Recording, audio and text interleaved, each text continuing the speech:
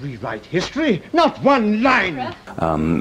Then when it came out, and then, you know, people and the fans, and we potentially from the figures got new fans, I realised, I could have set us back. Nerdrotic.com. Last Sunday, Doctor Who had its last Jedi. Last Sunday, Chris Chibnall took a dump on Doctor Who canon like it's a San Francisco sidewalk, and I'm not going to bury the lead here. Yes, the rumor I reported on was true. That rumor was that they would make the Doctor originally a female and retcon the Time Lord's past, but they went way beyond that. They destroyed the Master, the Cybermen, the Time Lords, and this entire show in one single episode, and disgraced the spirit of William Hartnell. Before we get to the complete and total destruction of one of the most beloved franchises in history, please consider subscribing to the channel and liking and sharing the videos. It really does help, and I thank you for your continued support.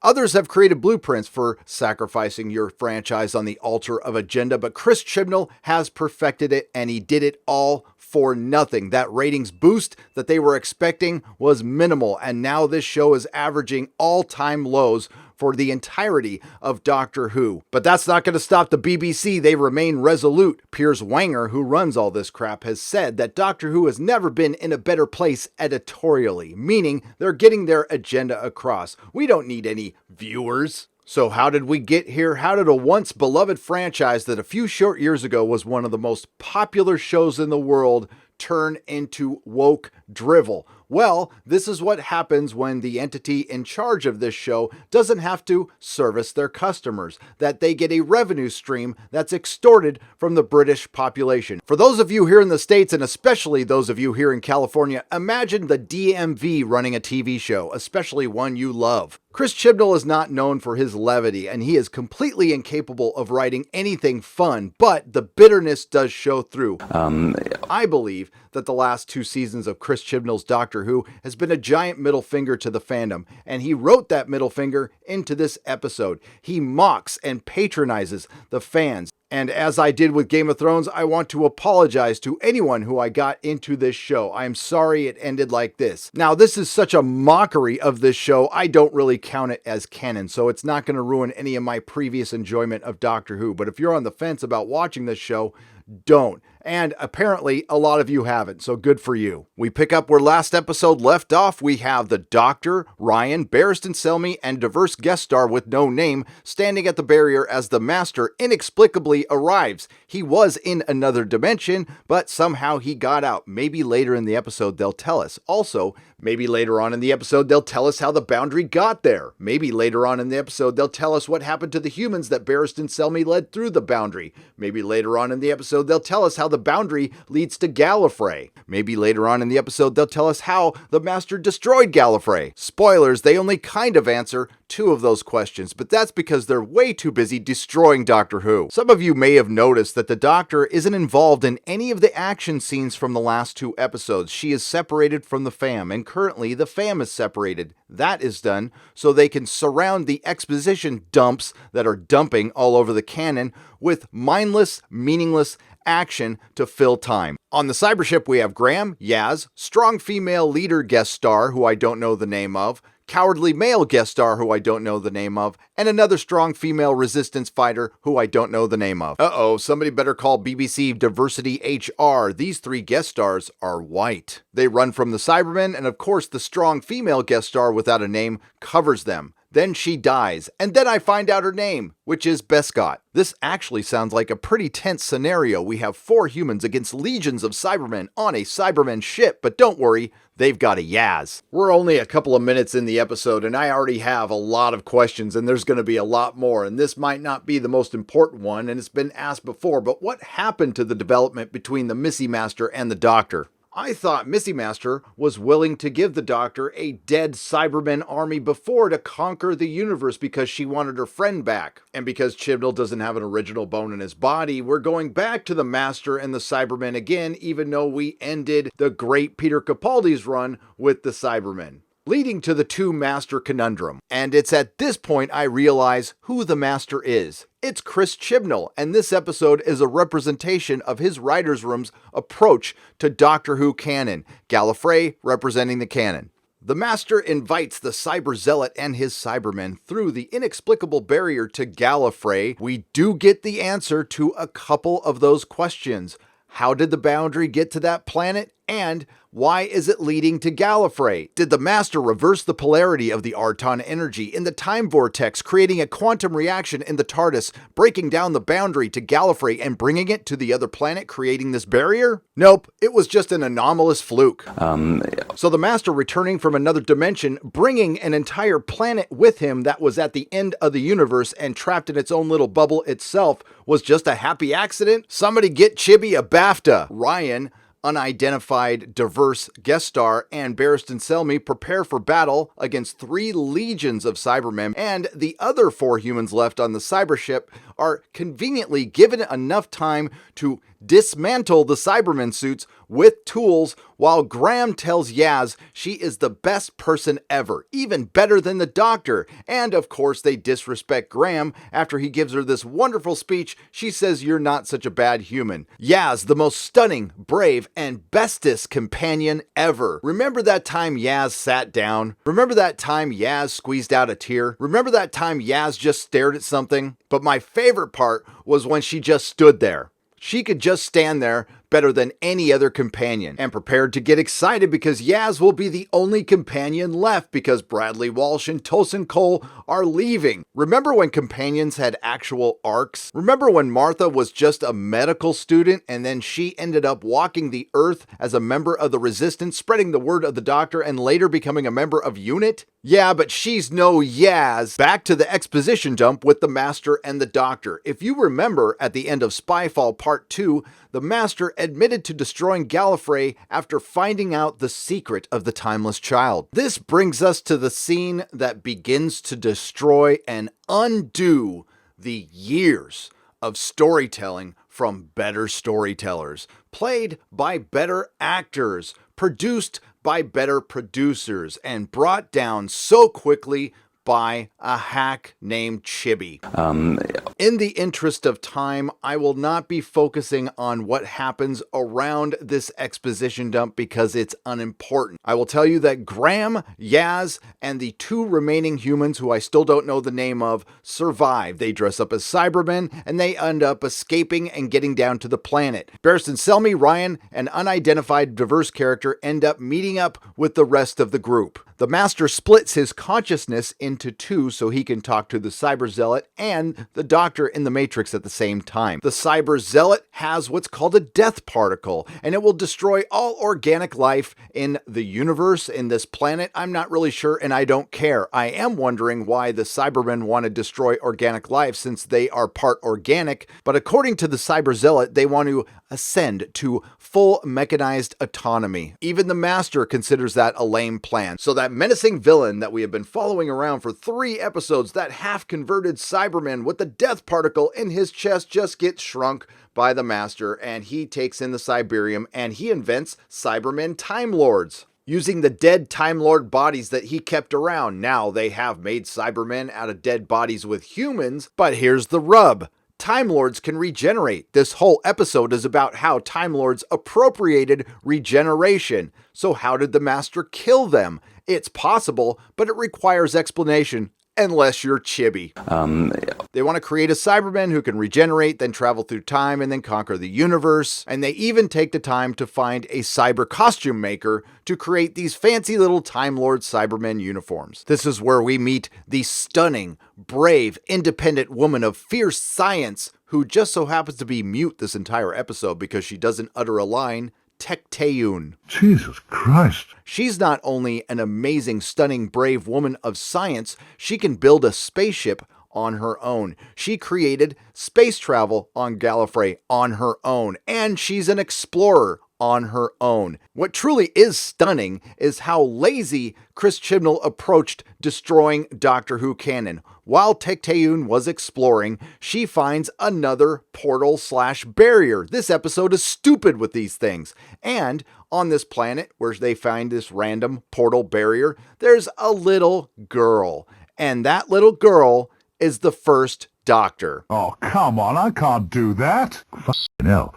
Now I could take this point to flex a little bit, say I was right, that the rumor was true, but it brings me no joy, truly. I didn't want this rumor to be true. That's why I sat on it for a long, long time. And the only reason I ran with it is because it was so believable, because Chris Chibnall is so predictably woke. Like I've said before, woke storytelling is like Mexican food. It's 3 base ingredients with 6 variations. Unfortunately, woke storytelling is not as good as Mexican food is. But it doesn't end there. It gets much, much worse. After Tekteu brings the timeless child home, she raises her. She experiments on her, trying to figure out where she was from, what she's about.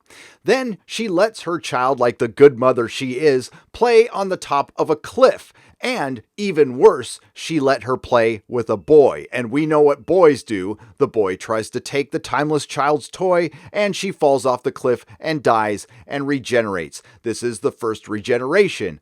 Then Tekteu, being the good mother she is, decides to take her child home, experiment on her, and kill her over and over again as she regenerates multiple times. And this is where they wrote themselves into a woke corner. Normally, they would show a father experimenting on their own little girl and killing her over and over again to regenerate. But they also needed to show a strong, powerful woman of science, because we need women in STEM, so they sacrificed that storyline, picking the lesser of 2 wokes. She experiments on herself, and to be the proper patriarch, regenerates into a man. Then they gloss over that these Shobogans, who name themselves Time Lords, discover the ability to travel in time and space, and completely forget to mention Rassilon and Omega. And by the way, this is the moment within the Matrix that the first female Doctor, played by Jodie Whittaker, finds out that she was indeed the timeless child. Fucking hell. Jesus Christ. And this is where this series dies, and this shows the motivations of the repurposers. Agenda is much more important than narrative and storytelling, and the fans must be disposable, and they must think they can get a whole new fandom. You know, maybe they will in another 50 years, but I highly doubt it. And a message to all of those websites and channels that dedicate themselves to Doctor Who: you better think long and hard about this one, because this is your last Jedi moment. I wouldn't be a Doctor Who fan if I was against inclusivity and diversity. That's not the thing I have a problem with, or ever had a problem with. What I have a problem with is what I knew what would come along with the first female Doctor, played by Jodie Whittaker: agenda and partisan politics, and this series is filled with it. It had politics in it before. It had very positive messages in it before. Messages that you could get through to the entire audience.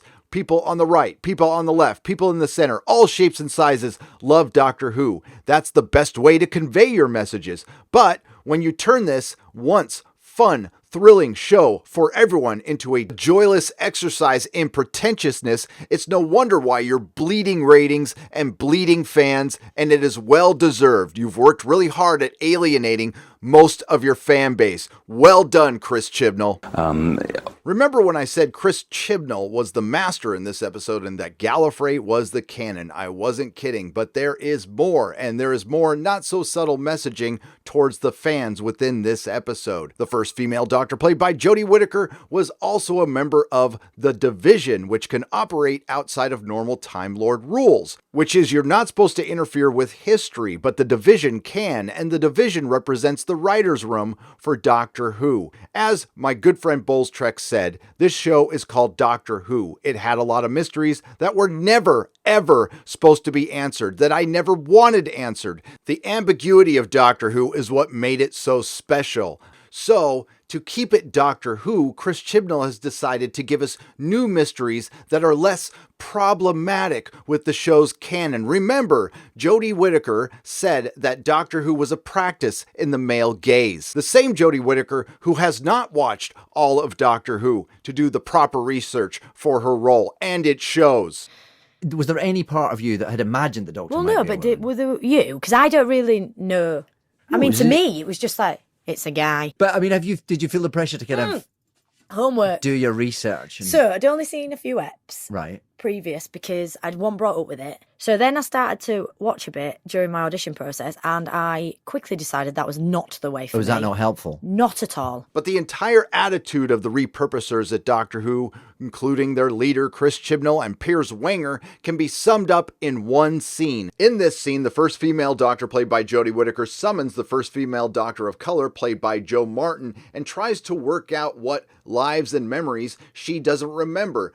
Just replace those lives and memory with mythology and canon. The first female Doctor of color, played by Jo Martin, asks if that even matters if you know these things. Of course they would. All this, it means I'm not who I thought I was. Because your memories or canon aren't compatible with what you've learned today? Have you ever been limited by who you were before? Patronizing the fandom through the narrative. Well done, Chibnall. I wish you put that much effort into telling a good story, but they are not done there. And this episode ends in the most Chibnall of ways. The first female Doctor, played by Jodie Whittaker, is trapped in the Matrix, so she thinks her way out. She uses her memories to completely destroy the Matrix, the last memory of the dead Time Lords. And while she does this, they have the unmitigated gall to play the Doctor Who theme and show all the previous Doctors with the first female Doctor of color, played by Jo Martin. Very subtle. They not only destroyed the history of the Time Lords within the narrative, they destroyed the history of this show. And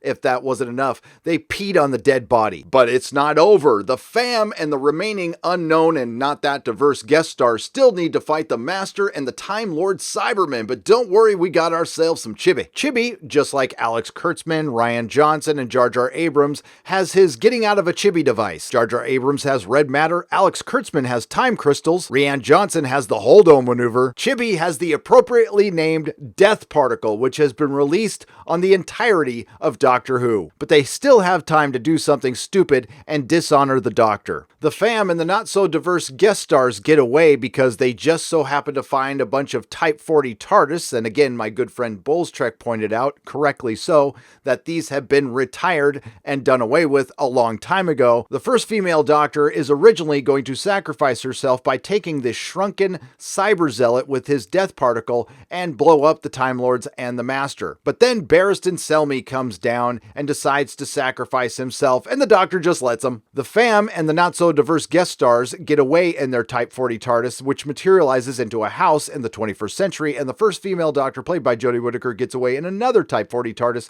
which materializes as a tree. And she finally reunites with the world's ugliest TARDIS. Oh, but it's not over yet. They still have to destroy a little bit more canon and do something ridiculous, but it's an ending I can live with. The Jadoon somehow are able to transmat onto the TARDIS. So much for being able to hold off the Daleks and the hordes of Genghis Khan.